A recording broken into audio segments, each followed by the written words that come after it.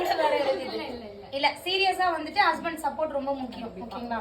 இவங்களோட ஹஸ்பண்ட் இப்ப இந்த ஸ்டார்ட் பண்ணிருக்காங்கன்னா யாருமே பெர்மிஷன் இல்லாம இந்த அம்மாவுக்கு மட்டும் பார்ட்னர் வந்துட்டு எப்படி இருக்காங்க அப்படின்றத பாத்துக்கலாம். ஒர்க்கிங் நல்லா போச்சுன்னா பார்ட்னர் சூப்பரா வருவாங்க.